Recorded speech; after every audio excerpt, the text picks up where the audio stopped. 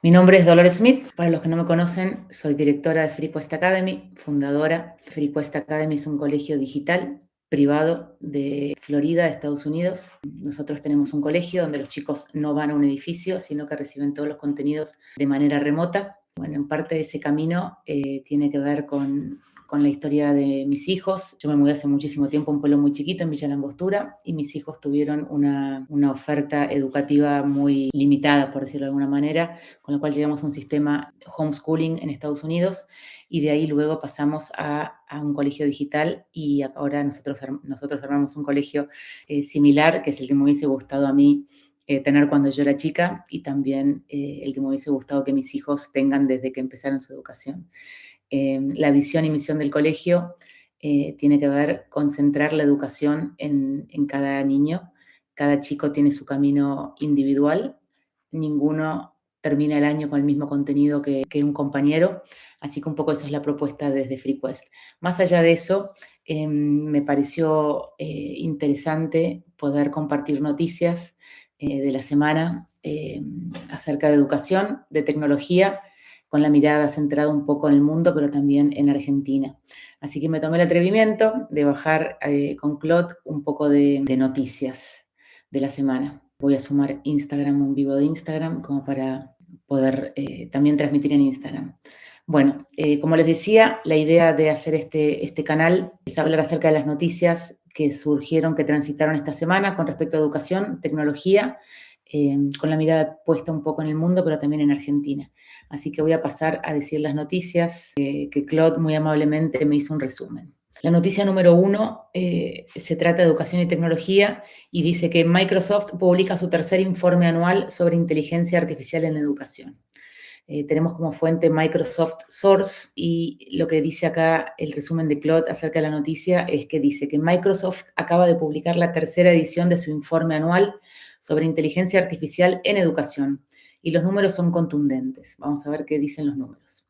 El 85% de los docentes y el 86% de los estudiantes ya usan inteligencia artificial en su vida escolar. Pero lo más llamativo no es la adopción masiva, sino lo que está pasando con el vínculo humano.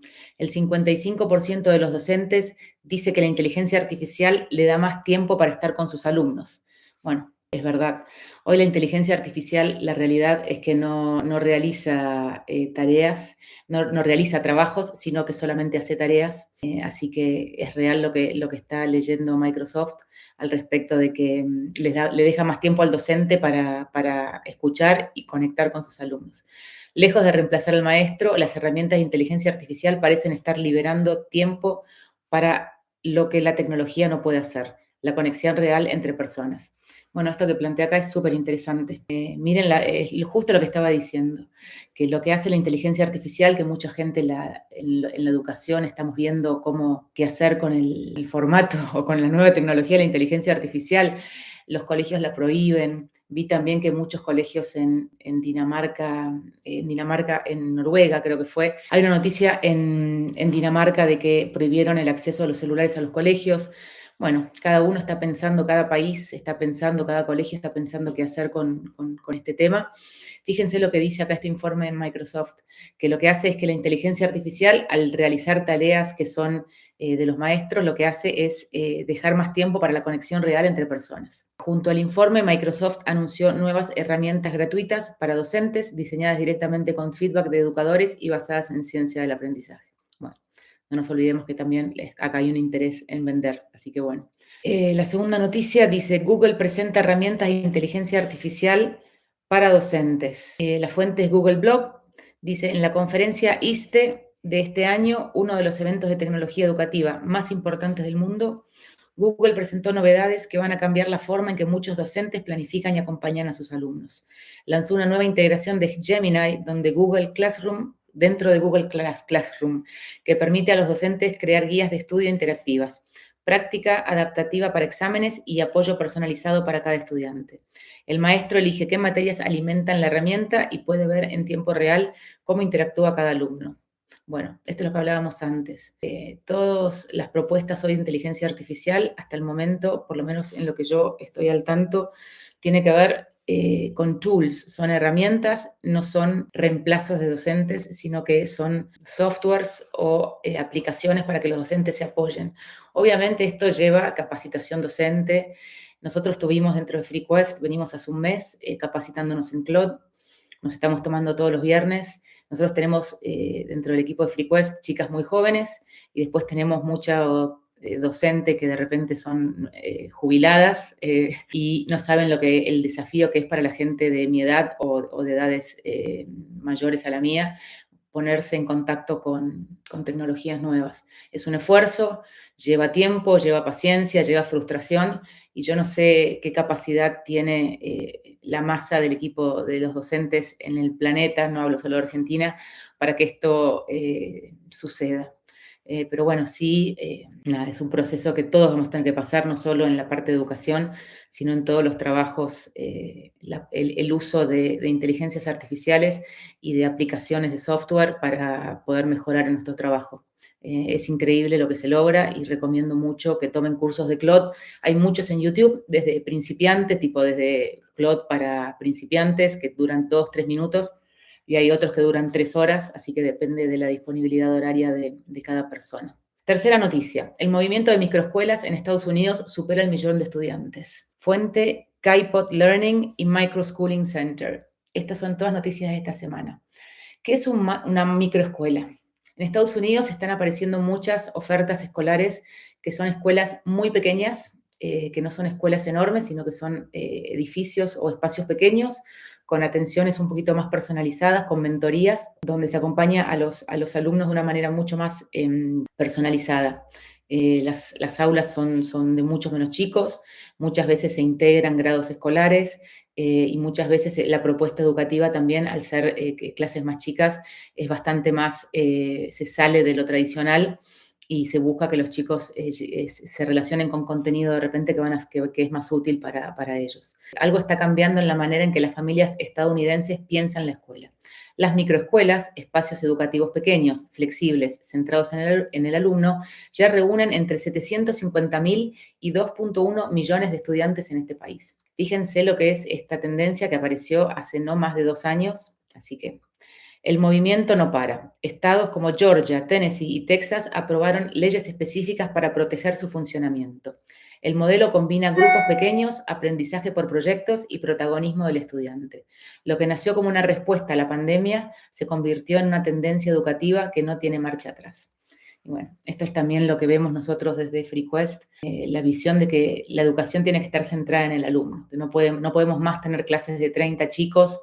Nada, no tiene que ver con la maestra, tiene que ver con la estructura que se propone.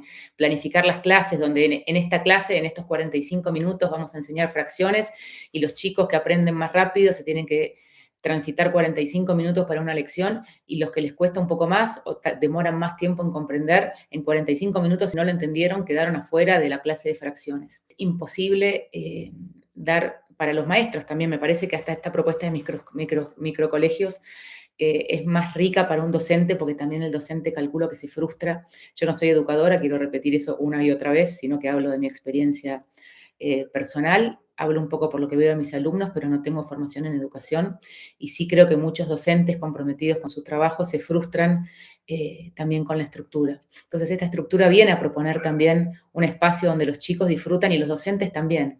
Me parece clave esta noticia de Kaipo Learning o de Microschooling Centers, donde habla acerca de esta nueva tendencia.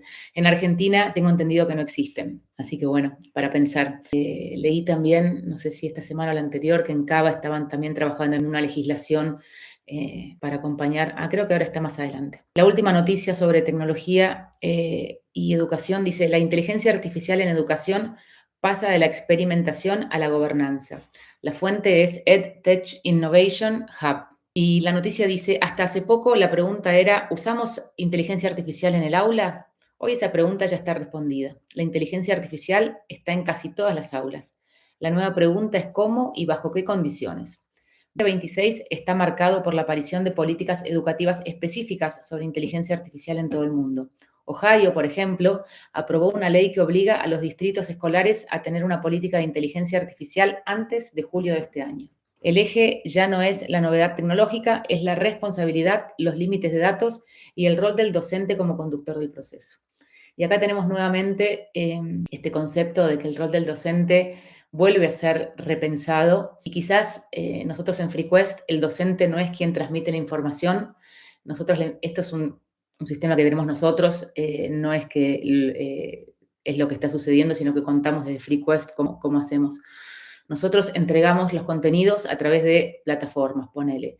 La clase de historia de la Revolución de Mayo se ve a través de una plataforma. Los chicos pueden leer, pueden ver videos, tienen material de lectura donde se les recomienda libros, tenemos muchos videos de YouTube, tenemos actividades y lo que hay es un docente que está presente on demand para que los chicos puedan preguntar o puedan contactar en caso de que necesiten algún tipo de asistencia. Pero el docente entra en un rol mucho más de tutor y de mentor y no de quien transmite la información. Pero bueno, esto es después para ampliar.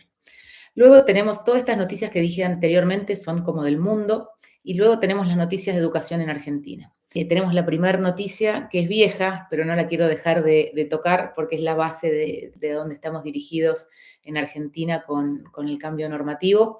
Dice el gobierno, esto es una noticia de 2025, del 10 de diciembre del 2025 de Infobae. Dice, el gobierno envió al Congreso la Ley de Libertad Educativa. El resumen de Clot dice, el Gobierno Nacional envió al Congreso un proyecto de ley que, de aprobarse, sería la reforma educativa más importante de Argentina en las últimas 2 décadas. El proyecto tiene 169 artículos y propone reemplazar la Ley de Educación Nacional vigente desde 2006. Entre los cambios más discutidos, formalizar por primera vez la educación en el hogar como una alternativa legal dentro del sistema educativo nacional, amplía la autonomía de las escuelas, incorpora vouchers educativos para que las familias elijan dónde escolarizar a sus hijos y declara la educación básica como servicio esencial. El proyecto redefine el rol del Estado, pasando de protagonista a subsidiario, con las familias en el centro. El debate en el Congreso recién comienza y genera posiciones muy divididas. Bueno, en 10 renglones hay un montón de información. Yo no quiero ahondar desde mi rol, hablar acerca de lo que es la educación en el hogar o remota o digital, que muchos países en el mundo están dejando de tomar, de contabilizar la zona de residencia del alumno. Esto pone la Australia, me parece que son Francia. Hay varios países en el mundo donde dentro de sus normativas dejan de ver la residencia del alumno y solamente exigen de manera normativa que los chicos estén escolarizados. Eso me parece espectacular porque así de esta manera vos podés tomar la decisión de dónde escolarizarte, pero bueno, muchos temas como para hablar, quizá los dejaría para otro vivo. Luego sí, esta sí es de estos días, la fuente es Alter Edu, de mi colega, amiga, Dolores también se llama, así que bueno, dice proyecto de ley en Cava para legalizar el homeschooling y crear escuelas autónomas. Esta es la noticia que les decía de Cava. En la ciudad de Buenos Aires también se mueve el debate. La legisladora Marina Kienast presentó un proyecto de ley que busca regularizar la educación en casa y habilitar la creación de escuelas públicas autónomas en Cava. Hoy más de 20.000 familias argentinas ya educan a sus hijos en casa, pero lo hacen en un vacío legal, sin prohibición explícita, pero sin protección tampoco. El proyecto apunta a cambiar eso, dándole a estas familias un marco claro y reconocimiento dentro del sistema. Hoy en día en Cava y en Córdoba son las únicas 2 provincias que los alumnos pueden rendir libre. Uno de los datos que me pasó Dolores es de que 700 familias rindieron libre el año pasado en Cava. Y sí, yo tengo el mismo dato que son 20.000 o 30.000 familias argentinas en sistemas de educación en casa o en colegios digitales. La realidad es que estos índices de 20.000 o 30.000 familias, que son un montón de niños, figuran en el índice nacional como chicos desescolarizados, con lo cual es una lectura errónea del número de chicos que están desescolarizados, porque los chicos en escuelas digitales o de homeschool generalmente tienen una educación igual o mejor de la que transitan en los colegios en Argentina, con lo cual primero tienen un índice que están leyéndolo mal. Entonces, si el Estado lee mal el número de chicos desescolarizados, que según la UNESCO son 300.000 chicos en Argentina desescolarizados y son 30.000 chicos en sistema homeschooling, con lo cual tienen un 10% de error. Y luego también pensarnos el por qué Argentina en su momento, cuando se creó el país, pensaron en que la educación debía ser obligatoria. y todo el camino que se recorrió hasta el momento. O sea, que los chicos estén educados significa que aprendan a leer, que aprendan a escribir, que junten herramientas para aprender a pensar, a formar una idea, a defenderla. Incluye un montón de cosas la educación. Eso se pensó hace muchísimos años cuando se redactó la Ley de Educación. Hoy creo esta es una opinión mía, creo que se está usando esta situación de educación para tener a la gente en un sistema educativo rígido, y si se piensa realmente en los niños y en la formación de los niños, quizás habría que reconocer que estos sistemas tienen demanda por algún tipo de razón. Entonces, yo que transcurrí la educación de mis hijos en este sistema, puedo dar fe de lo que sucede en estos sistemas escolares, donde los padres y las familias también están muy involucradas en este proceso. Me parece que es re importante que dejemos de pensar que la única forma de educación es en un colegio oficial argentino. Sí, puede ser que para muchas personas me digan, sí, para mí ese es el formato que yo quiero para mis hijos. Ok, pero también podemos comprender que hay otras familias que quizá necesitan o quieren o buscan otro tipo de educación que sea un poco más flexible. Entonces, lo único que se plantea, me parece, en estas propuestas de la diputada Marina Kienast, como también en la Ley de Libertades Educativas, es que se asemeje un poco a lo que es el school choice en Estados Unidos, que se le da la libertad a las familias de elegir los sistemas educativos para sus hijos. O sea, esa debería ser una potestad que tiene y mientras se cumpla el proceso de formación y de educación de los chicos, me parece que está bueno que haya más libertades. Esto, como les digo, es una visión particular, es mi visión. El que quiera, como dijo en su momento un mandatario, que cree su canal de YouTube y que diga su punto de vista. Este es mi punto de vista. Y bueno, nada, estoy contenta de poder expresarlo en completa libertad en este país. Nada, y no quería dejar de hablar de Marina Kienast, que es una legisladora de Cava, que realmente es increíble el trabajo que está haciendo, una persona muy involucrada con lo que es la educación. Ella, entiendo, yo hablé con ella en un par de oportunidades, me pareció muy inteligente, muy comprometida, y me parece que personas así hacen la diferencia en lo que son las legislaturas hoy en día, que bueno, que para mi gusto también, nada, en muchas áreas dejan mucho que desear. Otra noticia, el presupuesto nacional 2026 recorta el financiamiento educativo. La fuente es abc.gov.ar. Dice, el proyecto nacional que obtuvo media sanción en diputados preocupa al sector educativo. Según organismos oficiales y gremios docentes, los recortes comprometen el financiamiento del sistema educativo nacional y del sistema científico-tecnológico. Sindicatos de docentes advierten que el ajuste afectará directamente la calidad de la enseñanza pública. El debate sobre cómo financiar la educación sin deteriorar su calidad sigue abierto. En esto no me voy a meter, pues de números no soy buena, soy pésima, tengo una discalculia muy importante y soy muy mala con los números. Sí, conceptualmente entiendo que repensar el sistema educativo, creo que este presupuesto nacional tiene que ver con las universidades, pero quizá también incluye a los colegios, no lo sé, pero hay que replantear un poco la situación, dado que está habiendo mucho, nada, ya hablamos del tema de la inversión de la pirámide, tipo de, ¿cómo se llama?, de la gente, de la cantidad poblacional. Están naciendo mucho menos chicos. En los próximos años van a cerrar 300 colegios en Argentina, según un informe que leí hace unos meses atrás. En 3 años van a cerrar 300 colegios, con lo cual es momento, yo creo, de sentarnos a pensar y abordar el tema. Yo no tengo una respuesta, obviamente, sí tengo un punto de vista donde es importante escuchar a los alumnos, repensar qué les estamos dando de contenido y repensar cómo les estamos entregando el contenido. Pero bueno, sí va a hacer algún tipo de rediseño. No creo que nadie se está ocupando, más allá de Marina Kienast en Cava.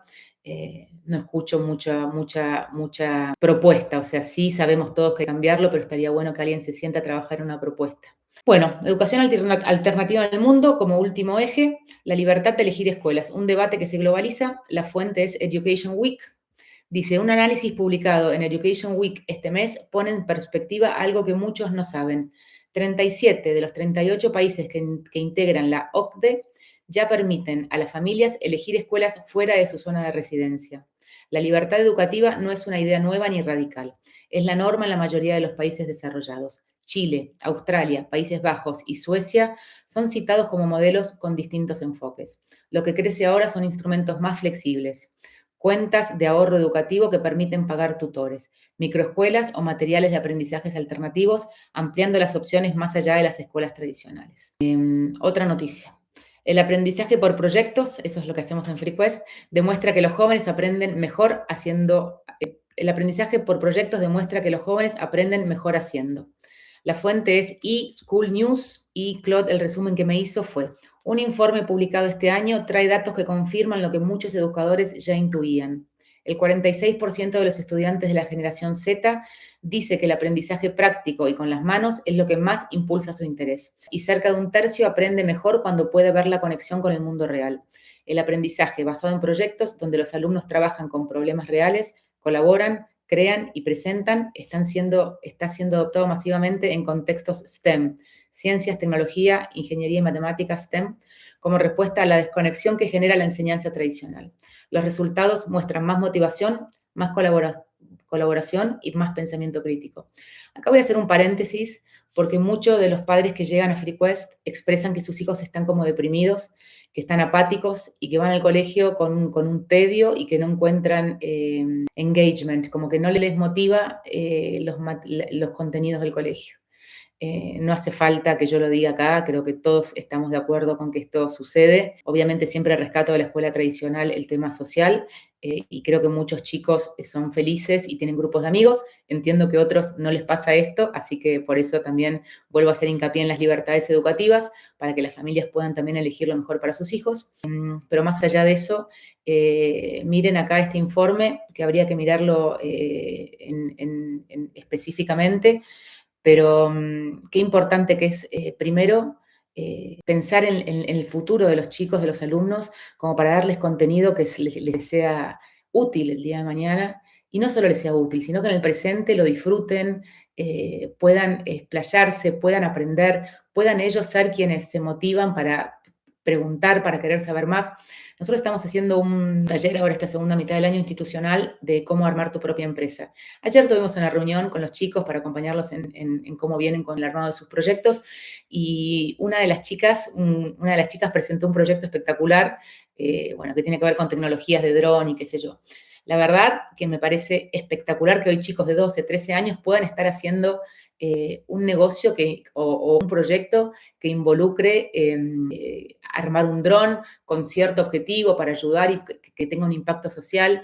Y estos chicos están súper motivados trabajando con eso. ¿Por qué? Porque se sienten esto tipo hands-on, haciendo con las manos, tipo están armando su proyecto, aprendiendo sobre drones, aprendiendo cómo hacer diferentes temas de programación, se forman en programación para poder programar el dron y encima están proponiendo un proyecto que le puede llegar a cambiar la vida a mucha gente. Esto con 12 o 13 años. Estos chicos que en edades tempranas empiezan a tener contacto con este tipo de contenido, son adultos que el día de mañana, a los 18, 20 años, vuelan porque ya saben cómo programar, cómo montar un dron, cómo presentar un proyecto, cómo armar todo el proceso desde idear hasta plasmarlo y hasta luego presentarlo. Me parece que los colegios están con una currícula muy, muy desconectada de lo que van a necesitar los chicos.